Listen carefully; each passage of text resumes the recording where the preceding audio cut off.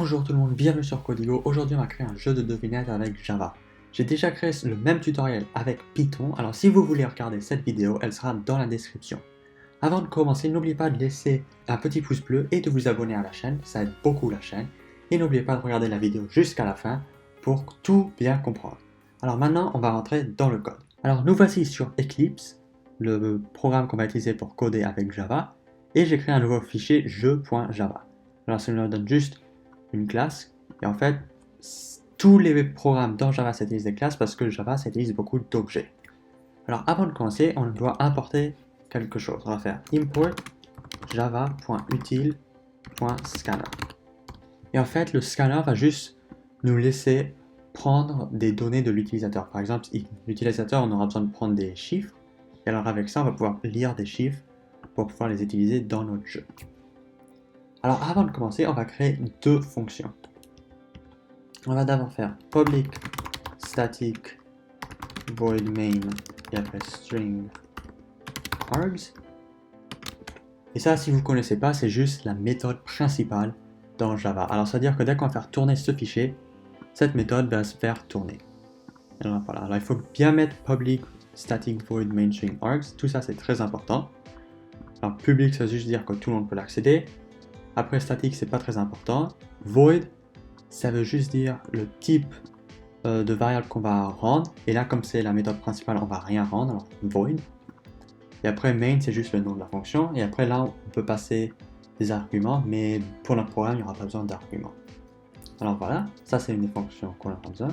Et après, on va aussi faire public static boolean vérifier le chiffre. Et ça va prendre un chiffre. Et alors voilà.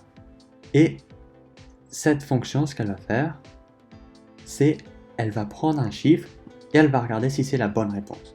Et si c'est la bonne réponse, ça va rendre vrai. Et si c'est la mauvaise réponse, ça va rendre faux. Alors voilà les deux méthodes qu'on va utiliser. Et alors d'abord, on va commencer avec quelques variables qu'on aura besoin. Alors en haut, on va faire private static int minimum. Et on va mettre le minimum à 0 pour l'instant. En fait, on va le mettre à 1. Et on va faire private static int max égale 10. Alors voilà, ici, c'est-à-dire que les variables sont privées. C'est-à-dire que seulement les fonctions dans la classe je peuvent les accéder. Et c'est des chiffres, int. Alors il y en a une, c'est le minimum, et l'autre, c'est le maximum. Et en fait, ça, on va l'utiliser pour choisir un chiffre au hasard. Alors on va choisir un chiffre entre 1 et 10. Et si on veut entre 1 et 100, on change juste maximum à 100. Et après on va créer une dernière variable, private static int réponse. Et on va rien mettre pour l'instant. Et en fait, réponse, ce qu'on va faire, c'est on va le mettre égal à un chiffre au hasard entre 1 et 10. Et on va faire ça dans la fonction main. Alors voilà, on va commencer avec ça. On va faire réponse égale int, et après on va faire math.floor,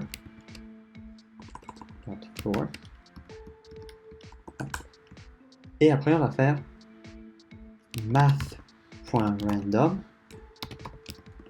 et on va multiplier ça par maximum moins minimum plus 1, et après on va faire plus minimum. Et alors cette ligne a l'air un peu bizarre et compliquée, mais alors on va la comprendre.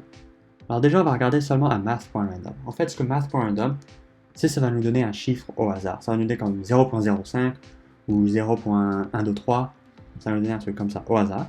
Et alors ce qu'on fait, ça va le multiplier par 10 moins 1 plus 1, ce qui fait 10. Alors si vous regardez entre 1 et 10, il y a 10 chiffres. Alors on va le multiplier par 10. Et après, on va rajouter le minimum, parce que imaginons on veut des chiffres entre 50 et 100.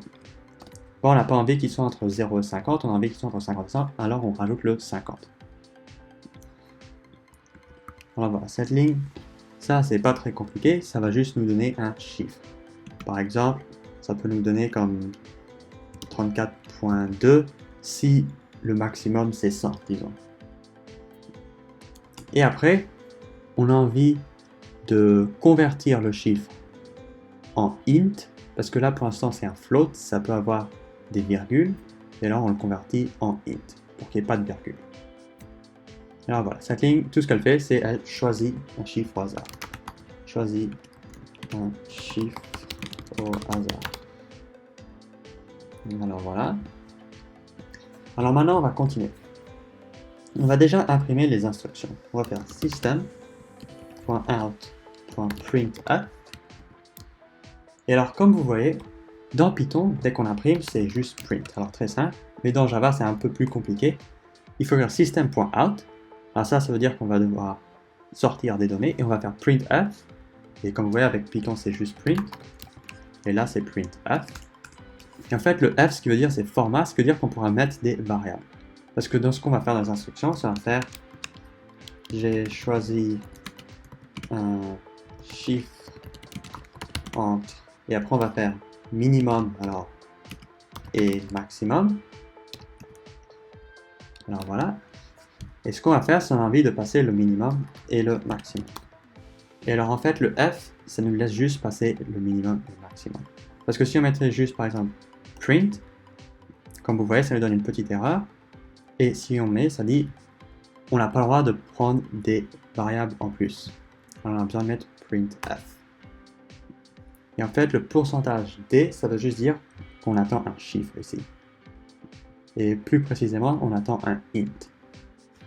Alors maintenant, pour être sûr que tout marche correctement, ce qu'on va faire, c'est qu'on va déjà aussi imprimer le chiffre qu'on a choisi au hasard, alors la réponse. Et là, pour l'instant, on va juste mettre return true, pour pas que ça nous donne une erreur qu'on tourne le programme. Et alors là, dès qu'on tourne le programme, ce qu'on voit, c'est j'ai choisi un chiffre entre 1 et 10, et ça a choisi le chiffre 9. Alors voilà, ça marche, on va refaire tourner. J'ai choisi un chiffre entre 1 et 10, et ça a choisi 10 cette fois-ci. Voilà, entre 1 et 10, et ça a choisi 2. Alors comme vous voyez, ça marche bien. Alors maintenant, on va continuer. Dans notre jeu, ce qu'on a envie de faire, c'est on a envie de laisser l'utilisateur choisir un chiffre. Alors pour faire ça, on a besoin d'utiliser scanner. Et c'est ce qu'on a importé en haut. Alors scanner, on va faire lecteur égale new scanner. On va mettre system.in. Alors voilà. Et en fait, ce que cette ligne fait, ça va créer un lecteur que dès qu'on écrit un chiffre dans la console, par exemple on écrit 5, bah, on va pouvoir le lire. Après, on va créer une autre chose. On va créer un variable, int chiffre. Et là, on va juste stocker le dernier chiffre que l'utilisateur a rentré. Par exemple, si moi je devine 5, bah, ça va stocker 5 dans ce chiffre. Alors voilà. Et maintenant, on va créer quelque chose que vous avez peut-être jamais vu. C'est un do while. En fait, ça fait do while. Ce que ça fait, c'est ça va faire tourner tout ce qu'il y a dans le do. Par exemple, là, il y a du code. Ça va faire tourner le code. Et après, ça va regarder si la condition dans le while est vraie. Si elle est vraie, bah, ça va refaire tourner le code. Et après, ça va regarder la condition. Et ça va continuer jusqu'à ce que la condition soit fausse. Et après, si la condition est fausse, ça va sortir de la boucle. Et on va pouvoir faire ce qu'on a envie de faire. Et alors là, ce qu'on va faire, c'est on va déjà dire à l'utilisateur de choisir un chiffre. Alors, system.println. Et on va mettre deviner le chiffre. On va juste faire print. Voilà. Là, ça va imprimer pour dire à l'utilisateur de deviner un chiffre. Et ce qu'on a envie de faire, c'est on va faire chiffre. Alors, notre variable qu'on a créée pour stocker le chiffre que l'utilisateur a deviné égale lecteur.nextInt. Et alors là, ça dit au lecteur de lire un chiffre. Par exemple, si on a mis 10, ça va lire 10. Et on va tout stocker dans chiffre. Alors voilà, c'est tout pour la boucle. Alors on a juste envie de laisser l'utilisateur deviner un chiffre. Maintenant, on a besoin de la condition. Alors, quand est-ce qu'on les laisse retenter de deviner un chiffre? Bah, quand ils n'ont pas eu le bon chiffre. Alors, ce qu'on va faire, c'est on va faire vérifier le chiffre et on va passer le chiffre que l'utilisateur a deviné. Alors voilà. Et là, on va mettre un point d'exclamation. Ça veut dire d'invertir le résultat. Par exemple, si vérifier le chiffre, ça donne vrai, alors true, en fait, on va le convertir en false. Et la raison qu'on fait ça, c'est vérifier chiffre va nous donner vrai si on a le bon chiffre. Par contre, la boucle va seulement retourner si la condition elle est vraie. Mais dès qu'on a le bon chiffre, on n'a pas envie de retourner, on a envie de sortir. Alors on va mettre le point d'exclamation pour convertir en false. Alors voilà. Et maintenant, une fois qu'on est sorti, ça veut dire qu'on a eu le bon chiffre, on va faire system.out.println et on va faire tu as gagné. Alors voilà. Alors maintenant, on a notre code principal. On va créer un chiffre au hasard. Après, on va imprimer les instructions et là, on va enlever réponse parce qu'on n'a plus besoin de la réponse. Alors, on a choisi un chiffre entre minimum et maximum. Après, on crée le lecteur qui va nous laisser lire des chiffres de l'utilisateur. Et après, pendant que l'utilisateur n'a pas le bon chiffre, on les laisse deviner un chiffre. Mais maintenant, il nous manque une dernière fonction à créer et c'est la fonction vérifier chiffre. Parce que là, on n'a pas juste envie de return true, parce qu'il se peut que le chiffre ne soit pas le bon. Alors, ce qu'on va faire, c'est si le chiffre est plus petit que la réponse, on a envie d'imprimer println trop petit. Et après, on va juste faire un copier-coller. Else, si le chiffre est plus grand, on va mettre trop grand. Et si aucun de ces deux-là c'est vrai, c'est-à-dire que le chiffre est égal à la réponse, on a envie de return true. Et là, on va mettre return false. Alors cette fonction, elle va regarder si le chiffre est plus petit que la réponse. Et si ça c'est le cas, notre réponse elle est notre chiffre il est trop petit, alors ça va nous dire trop petit pour pouvoir aider l'utilisateur un petit peu. Après, si le chiffre il est plus grand que la réponse, on va mettre trop grand. Et s'il n'est pas trop grand ni trop petit, c'est-à-dire que le chiffre est bien égal à la réponse. Alors là, c'est le chiffre est égal à la réponse. Alors là, on a envie de dire return true pour dire que l'utilisateur a bien deviné le chiffre. Et si on ne met pas return true, ça veut dire que l'utilisateur n'a pas bien deviné, alors on va mettre return false en bas.